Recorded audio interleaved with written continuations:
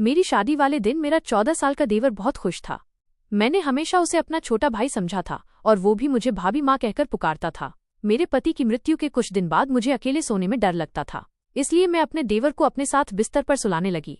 सर्दियों की रातें थी और एक ही बिस्तर में अपने देवर के साथ सोना मुझे बहुत अजीब सा लगता था। मेरा देवर मुझसे काफी छोटा था, लेकिन 14 साल की उम्र में भी वो 20 साल के जवान लड़के जैसा लगता था। मेरे पति की मृत्यु के बाद मैंने बहुत मुश्किल से गुजारा किया था, लेकिन मैं कब तक इस तरह जीविका चलाती। उस रात मैंने सोचा कि एक बार अपने देवर को आजमा कर देखती हूँ।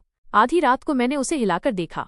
वो गहरी नींद में था, लेकिन जैसे ही मैंने उसे छुआ मेरी आंखें हैरत से फटी की फटी रह गईं। मेरे पति की मृत्यु को अब भी 2 दिन ही हुए थे। मेरे घर में मेरे सास, ससुर और नंदे भी नहीं थी। मेरे पति का इस दुनिया में अपने छोटे भाई के अलावा और कोई नहीं था। रोहन की उम्र 14 साल थी। वो मुझसे छोटा था। मैंने उसे कभी छोटे भाई से ज्यादा कुछ नहीं समझा। जब मेरी शादी हुई थी तब वो मेरी शादी के दिन बहुत खुश था। वो कहता था कि उसे नई माँ मिल गई है, लेकिन मेरी माँ मुझे हमेशा समझाती थी, बेटी तुम्हारा देवर तुम्हारा बेटा नहीं है, इससे दूरी बनाए रखना।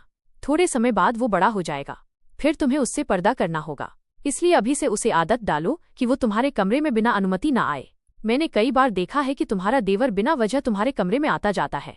बेटी तुम्हें ऐसा नहीं करना चाहिए।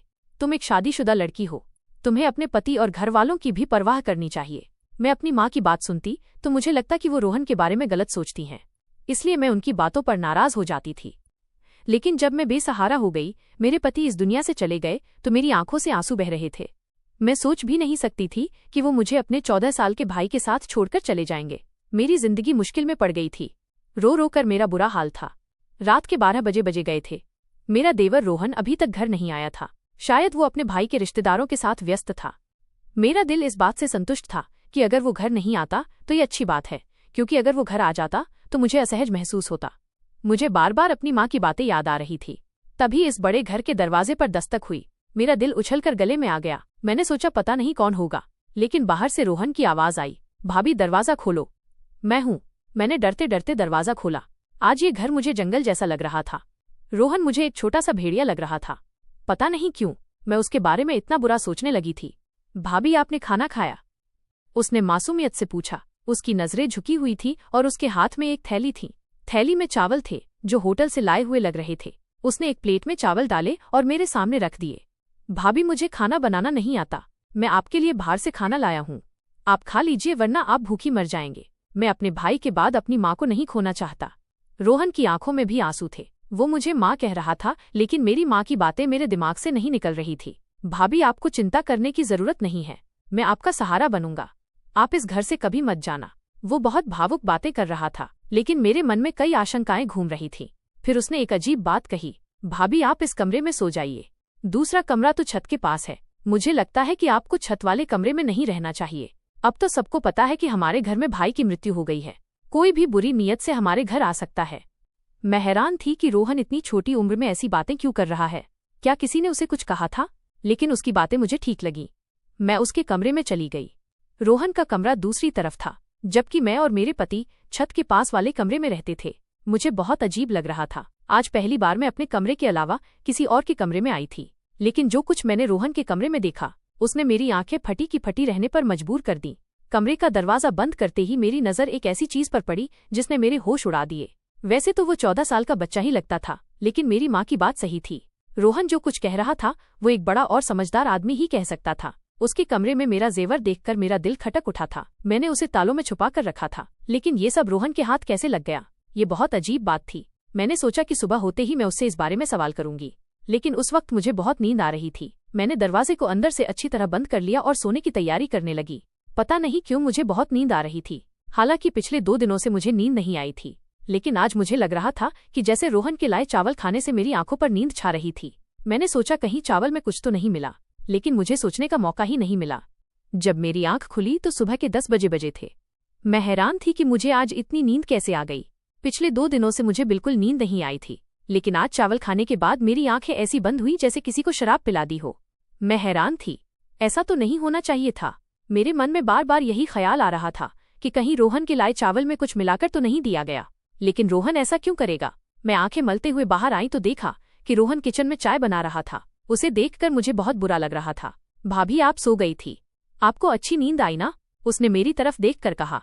मैंने फीके लहजे में कहा, हाँ, आज मुझे बहुत नींद आई। क्यों नहीं आएगी भाभी? मैंने आपके चावल में नींद की गोली मिलाई थी। मैंने अपने दोस्त को बताया था कि मेरी भाभी को नींद नहीं आती। उसने कहा कि खाने में नींद की गोली मिला दो, इससे वो आराम से सो जाएंगी। मैं हैरान हो गई कि रोहन इतनी नीच हरकत कैसे कर सकता है। रोहन, तुम ऐसा कैसे सोच सकते हो? तुम अपनी भाभी को बेहोश करना चाहते थे। नहीं भाभी, मैं तो चाहता था कि आपको अच्छी नींद आए। अब आप तरोताजा लग रही हैं। लीजिए, चाय पीजिए। उसने चाय मेरे सामने रख दी। मैं शक में पड़ गई। तुमने इसमें भी कुछ मिलाया तो नहीं? नहीं भाभी, मैंने तो आपके सुकून के लिए गोली मिलाई थी। आप कहें तो मैं ये चाय आपके सामने पी लेता हूँ। चलिए हम आधी आधी पी लेते हैं। उसने गिलास से चाय के घूंट लिए और मुझे दिखाया। मैं उस पर यकीन कर बैठी। मैंने कहा, ठीक है, मुझे माफ कर दो, मैं तुम्हारे बारे में शक करती हूँ। रोहन का चेहरा देखकर मुझे उसकी मासूमियत पर यकीन हो जाता था। उसके चेहरे पर वाकई बहुत मासूमियत थी। मैंने उस दिन उससे कुछ नहीं कहा। मैं जानना चाहती थी कि वो आगे क्या कहेगा, क्योंकि जो कुछ मैंने उसके कमरे में देखा था उसकी कोई माफी नहीं थी। थोड़ी देर बाद उसने खुद ही बात शुरू की। भाभी, मैं आपके जेवर बेचना चाहता हूँ। मेरा एक बहुत ईमानदार अंकल है। वो जेवर बेचकर हमें बहुत पैसे देंगे। हम उन पैसों से एक मकान खरीद लेंगे। इस किराए के मकान में हम कब तक रहेंगे? मकान मालिक परसों किराया लेने आ जाएगा। हमारे पास तो पैसे भी नहीं है। रोहन की बात सुनकर मैं हैरान रह गई। मैंने अभी तक ऐसा सोचा भी नहीं था। वो ऐसा कैसे सोच सकता था? मैंने कहा, रोहन, तुम्हें ये ख्याल कैसे आया कि हम नया घर खरीदें? भाभी, मुझे आगे शादी भी करनी है। हमें सारी जिंदगी एक साथ रहना है। हमारे पास अपना घर होना चाहिए। किराए के घर में इंसान सिर्फ जलील होता है। रोहन की बात ठीक थी, इसलिए मैंने जेवर के बारे में कुछ नहीं कहा। लेकिन मुझे डर था कि अगर जेवर बेचकर पैसे नहीं आए तो क्या होगा। मैं एक बेवा औरत थी और मेरा देवर 14 साल का था। ऐसे में कोई भी हमें आसानी से धोखा दे सकता था। मैंने सोचा कि इस बारे में अपने मायके वालों से सलाह लूं। मैंने उनसे कहा कि मैं जेवर बेचकर घर खरीदना चाहती हूँ, लेकिन उन्होंने कहा, घर खरीदने की जरूरत नहीं है। तुम अब बेवा हो चुकी हो, तुम्हें हमारे घर आना होगा। मैं उनके घर नहीं जा सकती थी। मैं जानती थी कि मेरे भाई अपनी पत्नियों के गुलाम हैं। वे अपनी बेवा बहन को कभी सहारा नहीं देंगे। जिंदगी भर उनके सहारे नहीं रहा जा सकता। ये अच्छा मौका था। मैं अपने जेवर बेचकर घर खरीद सकती थी। मेरे पति ने मेरे लिए बहुत सारा जेवर बनवाया था, लेकिन अपने भाइयों की नीयत देखकर मैंने जेवर बेचने का इरादा कर लिया। मैंने रोहन से कहा, तुम चाहो तो जेवर बेच दो। मैं अपने मायके वालों के रवैया से निराश हो चुकी थी। रोहन ने अपने उस अंकल को जेवर दे दिए। 2 दिन बाद उन्होंने हमें एक बहुत अच्छी जगह पर घर की चाबी और कागजात दे दिए। मैं इस पूरे प्रकरण पर हैरान थी। 2 दिन में इतनी जल्दी घर कैसे मिल सकता है? लोगों को घर के लिए इतना काम करना पड़ता है।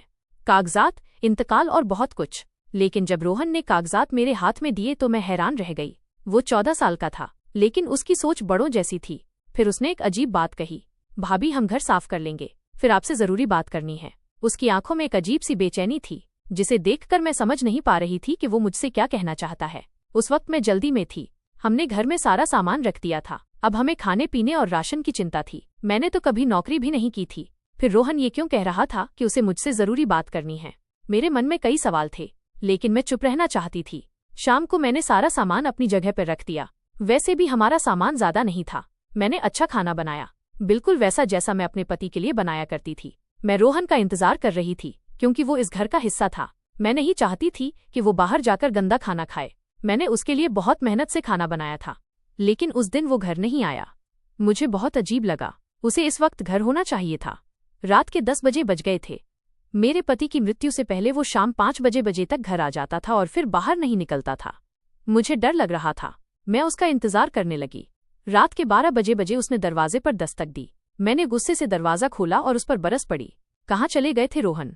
तुम्हें शर्म नहीं आती? मैं तुम्हारी बेवा भाभी तुम्हारा इंतजार कर रही थी। मैंने तुम्हारे लिए खाना बनाया, और तुम हो कि अपने भाई के जाते ही आवारा हो गए। आखिर ऐसी कौन सी बात है जो तुम घर में नहीं कर सकते?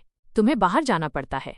अपने दोस्त को यहीं बुला लिया करो। भाभी, मैं ऐसा नहीं कर सकता। उसने गुस्से से मुझे देखा, जिससे मैं डर गई। लेकिन वो तो एक बच्चा था। मैंने सोचा कि मैं उसे डरा सकती हूँ। मैं यही सोचकर बात कर रही थी कि वो मुझ पर चिल्ला उठा, भाभी बस करो, मुझे अब आपकी कोई बात नहीं सुननी। जो खाना आपने बनाया उसे आप खुद खा लो। ये कहकर वो अपने कमरे की ओर चला गया। उस वक्त वो किसी 40 साल के मर्द की तरह गुस्सा कर रहा था। मुझे बहुत अफसोस हुआ। वो गुस्से में था। जरूर कोई बात थी। मैंने उसके कमरे में जाकर दस्तक दी। उसने दरवाजा खोला और अजीब नजरों से देखकर बोला, भाभी, एक बात कहूँ, आप मुझसे शादी कर लो, वरना आप काफिर हो जाएंगी। उसकी बात सुनकर मेरी आंखें फटी की फटी रह गईं। तुम ऐसा कैसे सोच सकते हो कि मैं तुमसे शादी करूंगी? तुम्हारा माँ वाला प्यार कहाँ गया? तुम मुझे सुबह शाम माँ कहते थे। अब क्या हो गया? किसने तुम्हारा दिमाग खराब कर दिया? इतनी नीच बात तुमने कैसे सोची और फिर मुंह से कैसे निकाली? मैं गुस्से से आग बबूला हो रही थी। वो बिना किसी शर्म के मेरे सामने हाथ बांधे खड़ा था और मुझे टकटकी भरी नजरों से देख रहा था। मुझे उसकी नजरों से डर लगने लगा। मैं बोलते बोलते चुप हो गई और अपने कमरे में आकर बैठ गई। मैंने कमरे का दरवाजा अच्छी तरह बंद कर लिया। मेरा दिल जोर जोर से धड़क रहा था। मैं सोच भी नहीं सकती थी कि रोहन ऐसा निकलेगा। मैंने उसे हमेशा अपने बच्चे की तरह समझा था। मेरी कोई संतान नहीं थी, लेकिन मेरे पति ने कहा था कि रोहन को अपनी संतान की तरह पालना।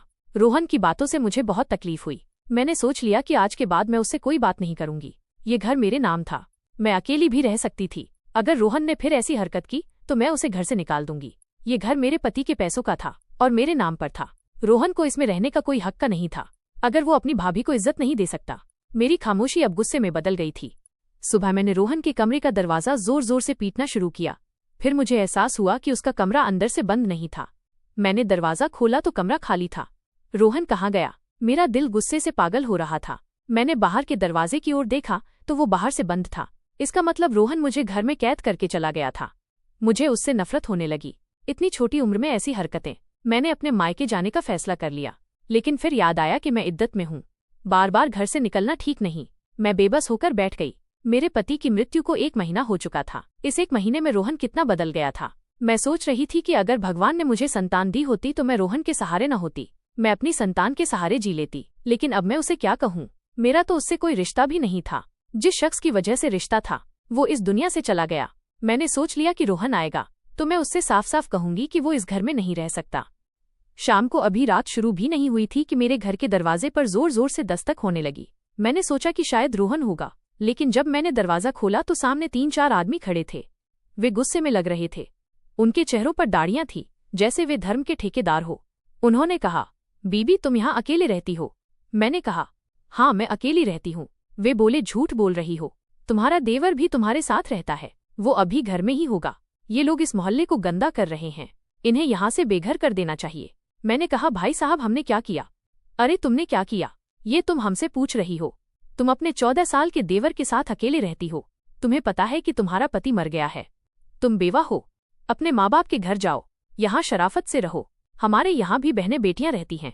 ऐसे लोगों को हम बर्दाश्त नहीं करेंगे। मुझे उन पर बहुत गुस्सा आया, लेकिन मैं उनसे उलझना नहीं चाहती थी। मैंने उनके मुंह पर दरवाजा बंद कर दिया। मेरी आंखों से आंसू बहने लगे। यह सब रोहन का किया धरा था। मैंने अपना सामान बांधना शुरू कर दिया। यहाँ रहना मेरे लिए मुश्किल हो गया था। मैं जानती थी कि रोहन ने ही मेरे बारे में ऐसी बातें फैलाई होंगी कि मैं बहुत गुनहगार औरत हूँ। सच कहते हैं, ये दुनिया अकेली औरत को खा जाती है। भगवान सबकी इज्जत की हिफाजत करें। तो दोस्तों, अगर आपको यह कहानी पसंद आई तो इसे लाइक करें और नर चैनल को सब्सक्राइब करें। बेल आइकन पर क्लिक करें और इसे ऑन एल पर सेट करें ताकि आपको नई कहानियों की सूचना तुरंत मिले।